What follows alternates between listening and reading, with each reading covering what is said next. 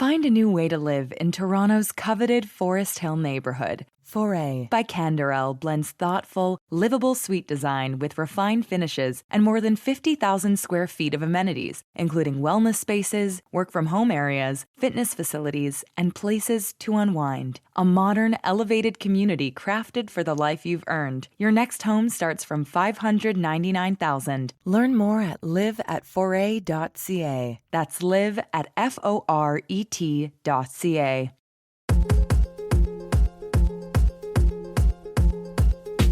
The province of Manitoba has announced that they want to implement a ban on social media for teens.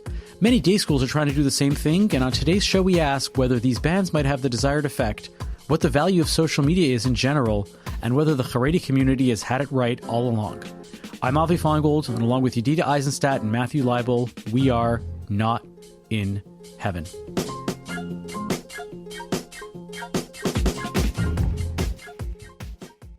Welcome back, everybody. Hi. Friends. How's it going? Another day in paradise. Hectic time of the year, May and June. They're crazy. Are you traveling like every weekend for weddings now for the next couple of months?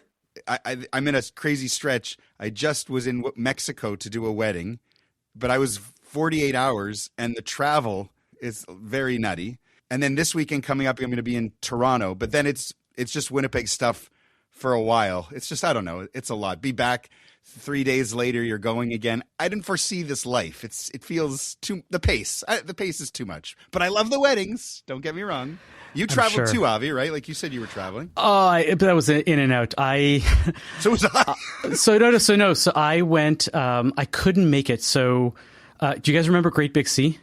Yeah, I remember. I lived in Halifax, of course. I love. So Great Big Sea is no more, but Alan Doyle lives on, and he tours a lot. And I couldn't make it to the Chicago show that he was playing here in Chicago, and so I realized the next day he was playing in Madison, Wisconsin. I was like, it's 2.5 hours, no big deal. And so I drove in and out in one day to see Alan Doyle perform. I was front row. It was unreal. Like I can't possibly underestimate how great it is to see Canadian bands in America, because these are people that would sell out like 3,000-4,000 seat places in Toronto. And how many were there? And there's like 500 people, 400 people. It's so much fun. You're hanging out with all the fans that are like super fans because they're. This one was me, just myself. Okay. But like, we can't leave the kids overnight by yet. But I go with a friend. I like if I'm going to see Springsteen, which I'm thinking about this coming week. I would go by myself and meet up with friends there because I know a lot of other Springsteen. You've seen Bruce Springsteen before? Many, many, many times. Well, let's not go there. I saw him in 2012, and in 2012, I had this crazy beard, because I had gone an entire year without shaving my beard. For 2012, I did not shave. I was on the radio, I was working at the shul, and I did an existential experiment to grow a year on my face from January 1, 2012 to January 1, 2013. We saw Bruce at the end of November. So my beard was crazy. And he had this stage, and at one point he kind of ran out and along the side where there were a bunch of people putting out their hands. Mm-hmm. And Bruce Springsteen locked eyes with me because of how ridiculous my beard was. And I can tell you, Avi Feingold, Yedida Eisenstadt, and all the listeners, I have high-fived the boss. Unbelievable. Right? Unbelievable. And it's all because you've never washed your hands since. 14 years and counting. Speaking of bosses, Yedida, what did you guys do for Mother's Day? Hey, that's a segue. True. What did we do for Mother's Day? Near where we live, twice a week, there's community yoga outside on this lawn, like with the birds singing in the sun and with all the bugs, but like just like a great big lawn. So over the course of the summer, I'm really hoping to go to a lot of yoga there. And my 7-year-old daughter came, and I didn't think she was going to last 5 minutes, and brought her yoga mat, and she did yoga with everybody for an hour. And we just had like a great, so I'm hoping that she's going to come with me all summer. She seems into it. I think that was the highlight of the like me time on Mother's Day. Everybody was in a good mood and happy, and it was just like a really nice chill day with my family. Nice. What did you guys do for Mother's Day? I got So permission. Matthew was away. I got permission from my wife to go to Mexico and do a wedding. All right. I arranged without her knowledge, and that's fine because even though she doesn't like surprises, she ends up liking them when they happen, and they're good. I arranged to have family portraits taken because we hadn't done that in a very, very long time. And so I found the photographer, found an outdoor venue that was great, and told all the kids in advance, and everybody had prepped, and she came home from shul Sunday morning. We were like, okay, you got a couple hours. You got to get dressed. You got to whatever. This is the dress code that we're doing. And she was really excited. And we got family portraits done. Great. And then we had a bar mitzvah later in the evening, to which I was like ignoring the party because I was watching the score on the Canadiens game obsessively. I always pull for Canadian team, and they're the last hope this year. So maybe this is the year we end the drought for Canada. Come on, Montreal.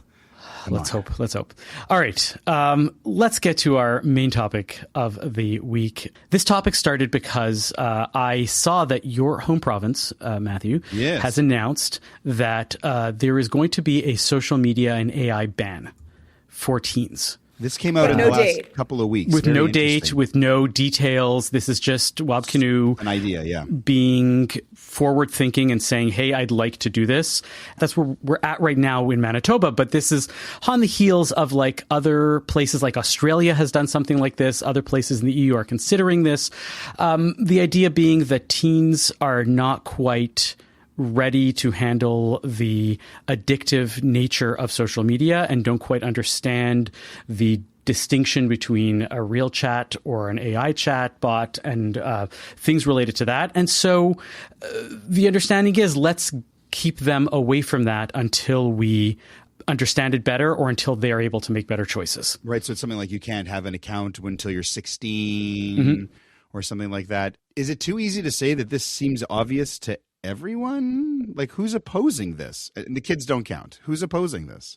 The kids don't count. It's funny because there was an article where they were like, people were saying, well, it's a little extreme. And then you realize that all the people being quoted were teenagers. Well, if a 14-year-old told me I want to drive, you would be like, no, we've got this figured out, right? Like, we figured this out a long time ago. So we don't need their input on it. Sometimes, especially when you're young, well, even Judaism has that set up. Like, until you're 13, until you're 12, like there's learning. There's a learning curve when you're young. It's built in. And I think with technology, it's more akin to drinking and drugs and driving and voting that you need more years under your belt to have a clue of what you're doing. Yeah. So look, I think that there's several issues at play here. And I think the thing that's really interesting to keep framing this, especially for a conversation between us, is that Jewish schools are very much there talking about this, Jewish day schools, and Jewish camps are there also because some camps do allow cell phones in the camp, but most camps say, when you arrive, you cannot have a screen. There's no cell phones, no nothing.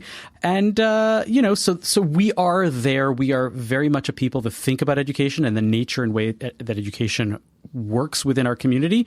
So, this is very much part of the discussion of what's going on within the Jewish community. So I want to separate these things out. So first, there's the idea that smartphones themselves, just the way in which they function, regardless of whether they're social media or AI or anything on that, are addictive in and of themselves, that they're designed to keep you on there. They're reward generating machines. And so there's the idea of the smartphone as its own thing. Then you have the social media, regardless of which device you use it on, whether it's a smartphone or whether it's a computer or an iPad or whatever it is. And then there's the other piece of AI being real versus not, and the difficulty in discerning those things and how it advises you versus not really advising you and all of that. Is that the problem? That we think people can't tell the difference? When they say AI chatbots, I think that that's part of it, is that kids are particularly susceptible to whatever advice a chatbot might give, and whether it's valuable or not is harder for them to discern. And that's directly related to what happened in Tumbler Ridge, BC, right? Like everyone's particularly focusing on that one. Is like they've singled it out in a way because of this terrible shooting that happened in BC with this teenager who was on a chatbot and then got back on, and like that's a big part of that. But this has been brewing for a long time, like you mentioned, Avi. Like my old school, the Gray Academy, I remember going to do a presentation there years ago, and it was probably just that teacher, just that class. He went around at the beginning and took a basket, and everyone had to throw their phone in, which is props to the teacher and also like crazy. why all these kids? It wasn't grade 12. Not that that would even be it. I couldn't believe they all had phones. It's been for a long time. And also, when I was teaching undergrads, like it was a big lecture hall. I had 75 students, and there were these two young people who sort of like sat right in front, maybe in like the third or fourth rows, and were like on their phones through lecture. And it's distracting to all the people that are around you. It's taking you out of the present in the like community and environment that we're all like trying to like be in. It's also like totally offensive to the person at the front of the room, like trying to engage you in ideas and text. So like it's totally disruptive in school. And when I teach teenagers now, I leave my phone by the door, and I ask them also to leave their phones by the door. And I'm explicit. We're here to, engage over this text together with each other as humans. The tech is not helpful here. I like how you were separating it before, Avi, because the social media stuff, Facebook, Twitter, TikTok, Snapchat, I have never had social media of any kind in my entire life, except for when I was a radio host. I had to have Twitter because information broke there. The day I retired from the radio, I got rid of that. I can tell you without a doubt, my life, my mental health, my happiness, my esteem, my confidence, all of it is directly, a huge part of that is that I've never engaged in any of that in my entire life. And I don't know how to show people that it's so obvious just by looking the fact that all these people I know who use social media, the depression and mental health is off the charts. And there's a connection there. Like you can wait for studies, you can wait for scientific data, or you can just look at your friends. The longer I can keep that away from my kids, like pray to God my kids never want to have Facebook. Pray. But it also is likely to be illegal for them to have it before they're 16. Well, because of how, like, I think there is it feels like a carbon monoxide kind of thing, no smell, no taste, but it is a killer. Like it feels like a silent in the background killer. But in many ways, social media is right in front of our faces what it's doing to people's brains. So, and that's just the social media part. The phones, that's a whole other thing that we can talk to too, because I think it's making people antisocial. But the social media, the irony there is that I think it's also hurting people's social skills and their own personal, like how they feel about themselves. It's awful.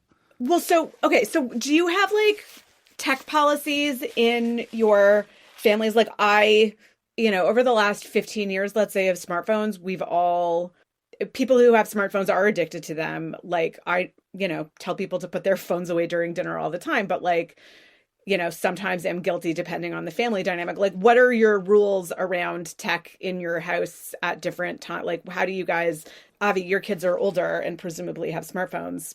What are your boundaries and guardrails? There's not supposed to be any cell phones at the table. The hard thing about that is, how often are we actually at the table all together? And not because we don't like having meals together, but it's like we're often on different schedules.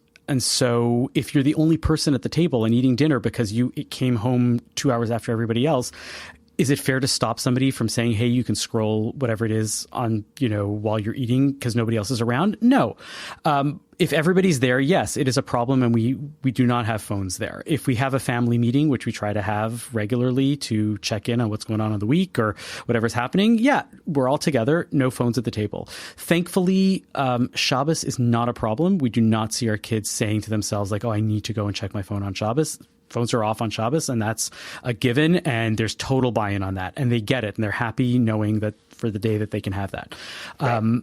They have phones. We can check their phones whenever we want, so we can see what's going on Snapchat, what's going on Instagram, or whatever it is. That being said, we kind of trust them also, and we have somewhat restricted the types of things in which they can post, and we tell depending on the age that they are and all that. So there is rules like that around. The rules around technology in school are about to get a lot stricter. Even the high school is going to say no phones around at all during the school day. And if you want to like leave the premises, they're going to have like loaner flip phones for kids to be able to have in case there's an emergency. So look, there's a lot of that there. I'm curious, I guess, what are the outcomes that we're looking for to be able to deal with that? So I was talking to a mentor college professor of mine, and one of the things that she was saying is 15 years ago, this decision was made that like technology is great. Put all the tech and all the laptops and all the iPads in all the classrooms. And these are students now who are AI native and they've grown up with social media and during COVID. And many of them are regulating their tech intake and they're getting dumb phones, many of them. But she also said like a lot of them don't know how to engage, right? Like they were starting high school with COVID. I mean, I don't know if the chronology lines up exactly, but like they didn't learn and like they socialized on social media. And so being in a room and engaging in real life is the hard part for them. So like she actively tries to cultivate that in those spaces and in other spaces in the university. But on the one hand, I think it's important for 16 and ups to like learn how to self-regulate, and they're old enough to like learn how to do that critically and think about it. I do think it makes sense with the greater good in mind, given how detrimental we know the effects of all of like in formation, in developing their identity and their self-esteem and who they want to be in the world. Like we know that this can be so like really bad for them. I think it's okay to say like, we don't think this is safe for you yet. And we also want you to learn how to like go outside and play in the backyard with another kid, like go be a kid. Does it make sense to wait and do the double blind study once you already know? So what are the ethics of doing that study? To be fair, the studies are starting to happen and the evidence actually is very surprising to a lot of people. And they're not ready to accept the fact, like I follow Tyler Cowen. He's a big economist. He's a little right-leaning. He's a bit of a, libertarian conservative-ish, sort of. And he's like, I'm not sure what you're hoping to get out of school bans or other bans, but the numbers aren't actually showing that to be true. And he's showing what to be true? So here, they did a working paper on this thing, and there's, not a ton of data, but the outcome variables for this were screen time and measures of psychological well-being. And the early results provide no clear evidence that the school ban policy reduced screen time or improved psychological well-being. But that's different than social media bans. For sure. So I'm talking about in terms of like the school thing to begin with, which is interesting. So that's the first one. And then there's a big study that's they studied schools that use these lockable phone pouches. In the first year after adoption, disciplinary incidents increase and student subjective well-being falls consistent with short-term disruption. However, effects on well-being become positive in later years and disciplinary effects fade.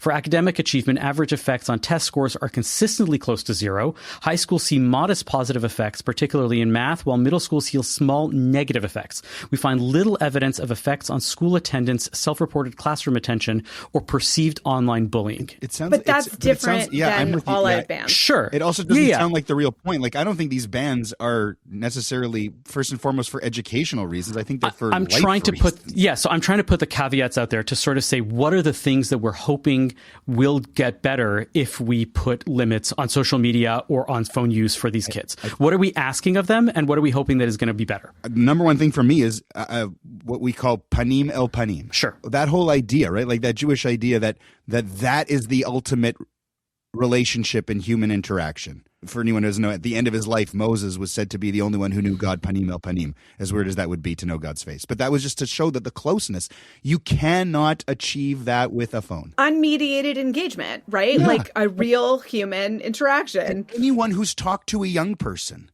which is now becoming anyone who seems to be like in their early 20s and under, in a scary general way, there is a noticeable lack of eye contact, engagement. Just younger people you've talked about it. Like they spend time together. I was in a lounge yesterday, an airport lounge, and an entire family was just each of three of them who I knew. They were all on their phones. They weren't talking to each other. They're just looking at their phones. We sound so old. Those kids today. Again, they don't know this is true. Like, this is not old person on the lawn screaming. Like, it is true. Young people sit in a room on their phones. My friends and I used to sit in a room and chat with each other. And that changed during my lifetime as an elder millennial, right? Like, that's crazy. That's my goal. Panim el panim. My kids come home from school, and that's when they have their screen time until I have an alarm that goes off at 10 to 7. Screens go off. Everybody, like, we start our bedtime process. Right. So, I mean, Avi, you mentioned earlier that it's no problem for your kids not to have their devices on Shabbat. And I very much appreciate that my kids now understand, like, on Shabbat, we just like don't have that, and that the time is qualitatively different. And so, like, I really appreciate that that's built into our week. So yay, rah, rah, Shabbat, like another reason Shabbos is great. But I'll tell you, like, all the reading that we did for prepping for today, like, I knew all of this already, and I knew I'll be on my phone less if I make the screen black and white. And I have already, like, instituted for myself a website blocker for during the day. Like, I think about what are the ethics, like, what are the values that governments are trying to express and manifest in imposing this universally? I mean, I think that they're being pretty explicit, saying, like, we believe that social media is bad for kids. But you could take it one step further and say, social media, we have now figured out, is bad for everybody, right?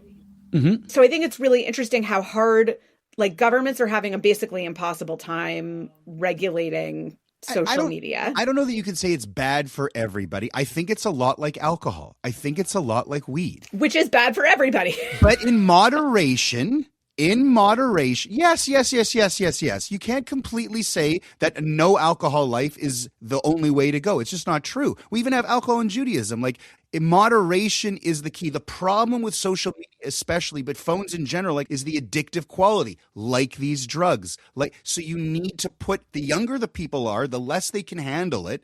And you would hope that as people get older, but yeah, you're right. There's lots of adults who abuse these things. But the point is, there do exist adults who can do it in moderation. Can young people do it in moderation? Less likely. I think that that's part of the hope, is bridging the gap between when you can handle this stuff and when you can't. And I think that one of the things that drives them in the background is the alarmingly growing rates of suicide, depression, bullying in young people.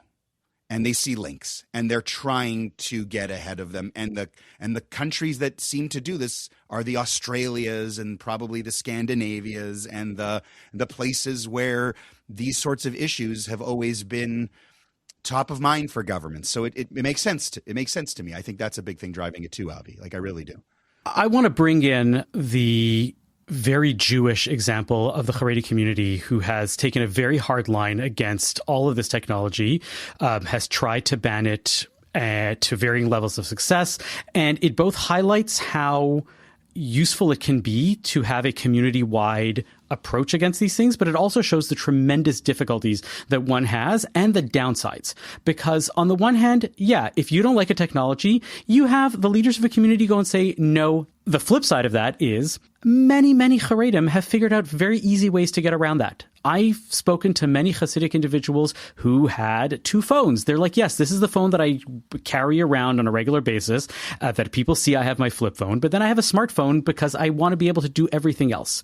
You want to ban access to information for the Haredi community because they don't want them to see pornography. They don't want them to see access to heretical ideas and things like that. You want to have that on one hand. On the other hand, there are many Haredim that have gotten tremendously valuable life information, like what it means to be in an abusive relationship and how to get help from that, how to get life skills for being able to be social outside of the Haredi community so that you can stay in the Haredi community, but you can have a life and have a job. All of these things are there. So there's always a flip side to what any sort of ban, any sort of restriction is going to happen, is that either there's always a way around it, or B, you're actually banning or restricting something incredibly useful. And I think that that has a lot of implications for the way in which we're talking about these things in the broader community. You want to ban the social media use for kids. There are many kids that have found very, very good friends and found people who were allies to them because of their difference in their community, and nobody knew what was going on in their class, and they were able to talk to others and get help. And if you ban social media, those kids are going to become isolated again. Wait, so where are you going with this whole thing? Like your overall take is you don't want bans, you do want bans. Like where are you going with My these thing examples? is that as soon as you start talking about banning things, you have to be ready to accept that there are unintended consequences that are going to be damaging to some people and maybe a lot of people. Right. I mean, this is social engineering and behavioral economics, right? Like there's always unintended consequences.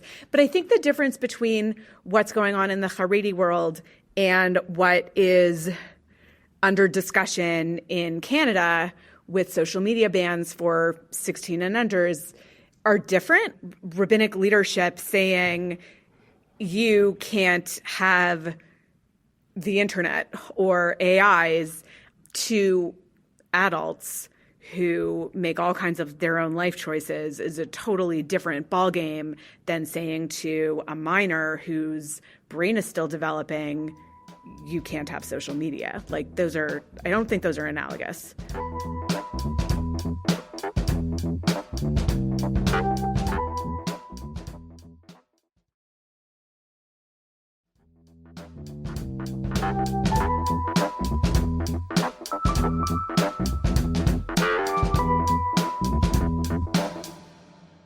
I don't want to come off as somebody who says give the kids whatever they want and move on, right? I think that there's definitely something that has to happen. And I think the tension that I'm struggling with here is the tension between each family being able to do something for themselves and the fact that, especially when it comes to social media, the network is the thing that we're dealing with and that is at the tension. And then as soon as half the class is on social media and the other half isn't, you still have that problem because the kids that are not want to be on it, and you're going to have that problem. My kids' school has a pledge that they've tried to implement school-wide that kids don't get smartphones until high school. So that doesn't solve the problem in high school, and we'll cross the high school bridge when we get there. So I think that it's different when it's parents trying to make it happen as opposed to the school, as opposed to the government. And I think that where the government comes in and says, we want to make this, we think this is for the greater good, and we want to do this for everybody and make this decision easy for you parents, and we're just going to take care of it for you. I think that the government steps in and does this all the time. And I think there are different attitudes about it in Canada and the United States and all over. But in a similar way that, we think alcohol is not good for kids, right? We're saying, you should not be doing this until you are X age. Mm-hmm. I think that that's okay. I think that's good. Yeah. Look, there are things in life that are more dangerous than other things. I don't think the approach that has been successful has been a complete outright ban on them. That brings with it, other issues. You ban dancing in the town, and that's a big problem. But I think that we have to put, what is it? Safety guards? What do they call them? Guardrails. That's with all this stuff to me. I'm just always curious what it is that social media, what people in general think social media is so good for. What is its best quality?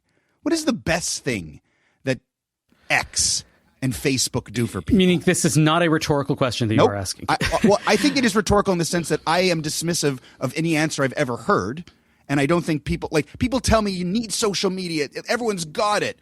And it really feels like, everyone's jumping off a bridge. The fact that you don't know immediately is kind of interesting, right? I think that social media allows you to be in touch with some people in a way that you would not have otherwise stayed in touch with those people. And that can be a net positive sometimes. Can I ask you a question about there are times when somebody who I didn't know super well, meaning I'm not in touch with regularly, and I find out that their parent died, and I'm genuinely moved and to be sad about that. I would have never heard about it otherwise because I live in a different city, and you can reach out and you can make a shiva call to them, even virtually. That to me, those types of things, finding out that somebody got engaged, there is usefulness to having social media in that way. I remember when this was all kind of starting, And I remember that the big answer everyone always used to say to me is, you're going to stay in touch with people. You're going to connectivity. And I do not dismiss that. I just don't think that it's your essential relationships. I think everything you mentioned, these are nice things. These are wonderful things, knowing about somebody who's an acquaintance. But as far as like, if you did not have that in your life, it would not make a difference to your life. It really would not. These are all very superficial things. It's such a superficial thing, this connectivity. We've just talked this whole show it's about not how real it's not connection. real connectivity. I agree with that. And like the staying in touch with the 5,000 people that you've collected along the way. Yeah, I like know when somebody moves cities or moves jobs or has a baby, and I like that. And maybe I'll get hate mail for this. I kind of think it's okay when relationships that have like lived their life fall away. Like I personally find it very hard to keep in touch with or like be in regular contact with more than like a few close friends at a time. And people move in and out of my life, and that's okay. And like I'll have a catch-up conversation once a year with somebody who I was once upon a time very close to. And I think that that is how it's supposed to be.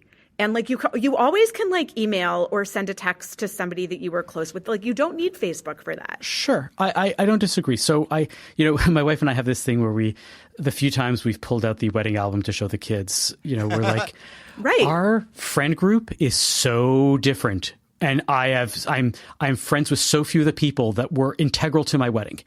And part of it is we moved. Give us some years. 20 100 years ago. No. 20 years. It's just a snapshot of he's talking in 20 years. Okay. And we've moved a lot of times. And some of those people I genuinely miss. And I feel bad that like I'm not in regular touch with some of those people. And it would be good to be in touch with some of them. So again, I think that there is some value to sometimes. And I think, yes, sometimes you lose touch with some people, and that's okay too. I'm in agreement with that. I think, who was it? Was it Matthew? You were talking about Lifnei Iver a few weeks ago. The stumbling block. Oh, yeah. My favorite line in the Torah. Yeah. So this to me is the issue from a Jewish perspective. And as the Jewish community, we have to have a conversation about. To me, the issue is that people have figured out a way to monetize attention, right? Your attention is the thing that is being sold. And the thing that makes it a stumbling block is notice how the tech companies have never given a paid option, for example, to Facebook to go and say, the algorithm will be purely just what's around and your friends and your people. There will be no ads. There'll be no nothing if you pay $30 a month. And I feel like a lot of people would not do that. They're like, no, I'd rather get Netflix with the ads or Facebook with all the ads than have to worry about paying for it. But I think that the fact that we're not even able to pay for something where it's our decision and our discretion of how the social media thing works shows that it is one of the most massive stumbling blocks that we have created that we have not been able to uncreate.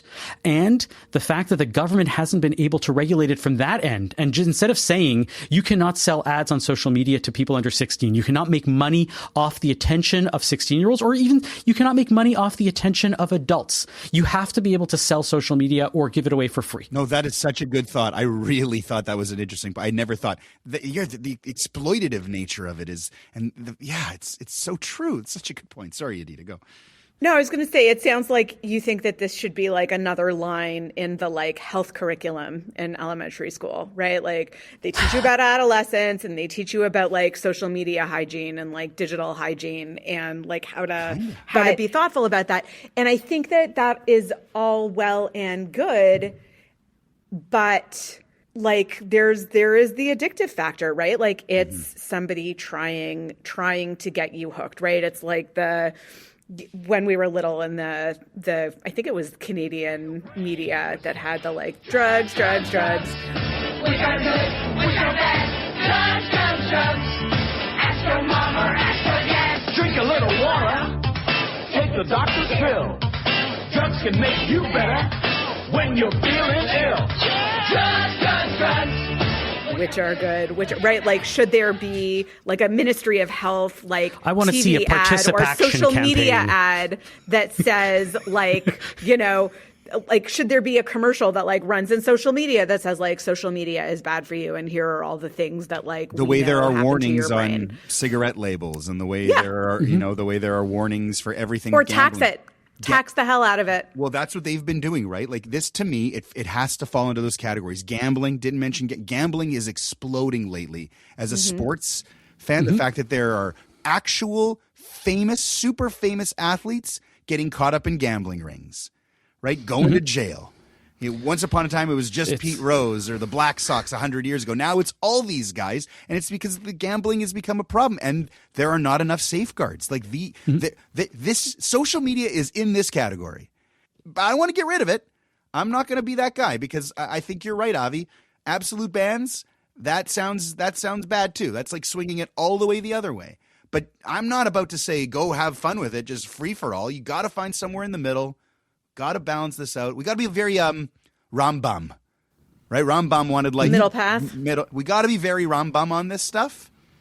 Can't get rid of it, but got to watch out for it. And there was a time when they didn't know what they were doing with cigarettes, right? It's not like they always knew what they were doing with cigarettes. My mom, law school, the 70s, the profs smoked in class. Never mind the students. We can figure this out and change. It's all right. But what you're pointing to actually is something very important in that took a lot of time. It did. And we are trying to solve something that is generationally changing in a way that is like taking 6 months or a year and a half and saying, oh, we're going to fix this right away.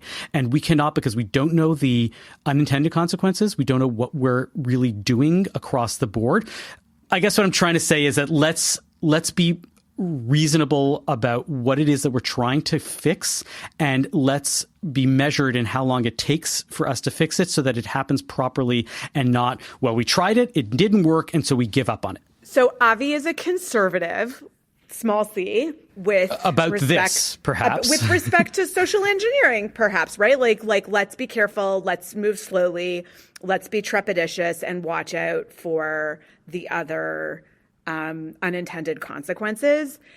And, on the one hand, there's a lot of reason there. On the other hand, I think that there are plenty of cases where, for example, doctors know, like they know that something is either really good or either really bad. And they were going to do a double-blind study on to prove their point and then have really good scientific replicable data. Except at some point they pull the plug sometimes because the evidence is so clear and they know, and then it becomes unethical to do the double-blind study and like hold back on whatever the therapy was for the control group.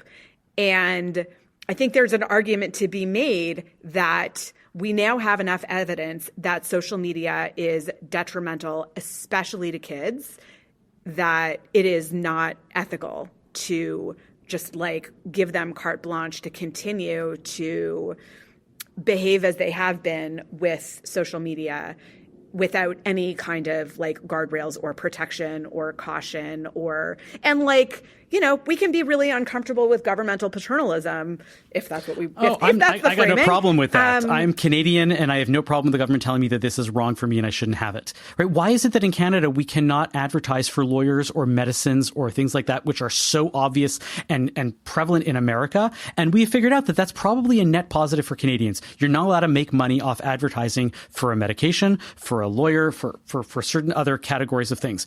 And that going to the companies that are causing the problem might actually be a better solution. Let's move on to textual healing. Textual healing. It's time for some textual healing. Let's get biblical. Tell me a parsha, and we'll make it physical. Textual healing. It's time for some textual healing.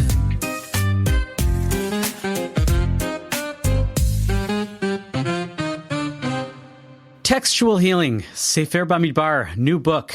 Yedida, give us Parshat Bamidbar and tell us your textual healing for the week. Well, I'm excited actually to read Bamidbar with you guys this summer. And I was bumming around on the subway yesterday. I'm recording from New York this morning. And I was, had my Safari app open and was learning Parsha on the subway. And I felt like it was 15 years ago. It was delightful. Anyway, so even though I did get to read the Parsha, I'm still stuck on the Rashi right at the beginning. And the Rashis that have dates in them, I used to just skip over, but I find that there's a lot of richness in them. So the very first Rashi on this week's Parsha talks about goes deep on some dates and wants to contextualize where we are right at the beginning of Sefer Bamidbar. So it's been just over a year since the Israelites had their exodus from Egypt. It's been basically 13 months, and it is the first of the month of Iyar. And Rashi reminds us that it was only 1 month earlier on the first of the month of Nisan that the tabernacle was erected, that the Mishkan went up. And so we're now a month after the Mishkan went up. And here, right at the beginning of Bamidbar, God tells Moshe to take another census. And Rashi explains that this is actually the third census that they will be taking in this short 13-month period. And he tells us the different times that there was a census taken of Bnei Israel. So the first one was right upon leaving Egypt. And then the second one was after the golden calf and all of the fallout and plague and killing in the wake of making the golden calf. And now we have it right after the erecting of the tabernacle. And Rashi says that it's because God is about to come reside in their midst. That God says, make me a sanctuary and I will dwell in your midst. So that's what's happening here. And my teacher, Robbie Harris, has an article that talks about how in his first comments on each of the 5 books of the Torah, Rashi highlights this theme of God's love for Israel, that the reason God counts Bnei Israel is out of God's love for Bnei Israel. So we start each of the books with that idea, and that kicks off the fabulous, interesting wilderness stories in Sefer Bamidbar. Love it. Matthew, what's your textual healing this week? I love that one too. I like the last part. I really was focusing on the last part, this idea that a metaphor for God's love for Israel is the fact that God always wants to keep counting them. And now that I've got little kids, it reminds me, this feels very real. It's very relatable.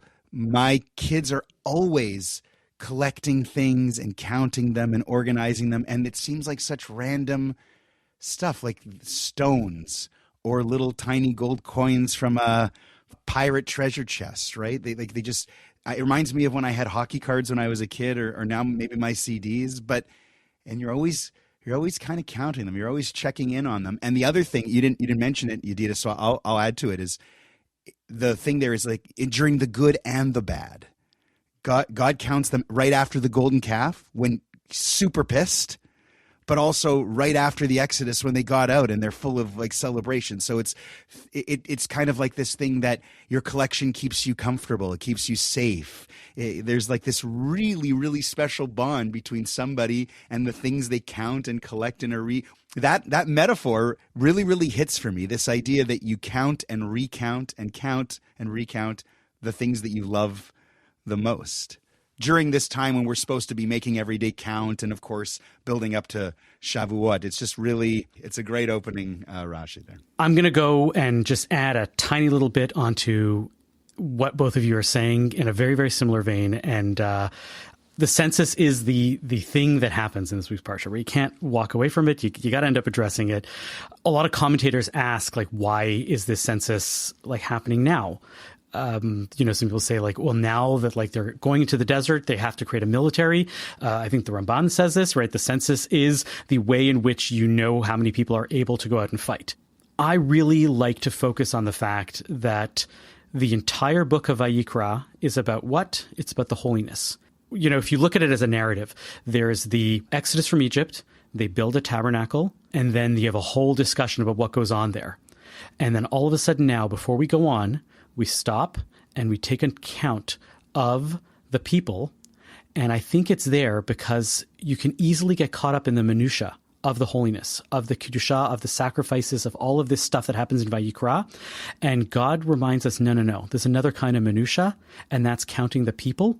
And it's not that I love the people. It's to remind the people that they are the focus. It's not the tabernacle. It's not the Mishkan. It's not the sacrifices. That's not the focus of the Torah. The focus of the Torah is the people. And let's count each and every person so that they are a number and they are there to remind themselves, oh, it's about us.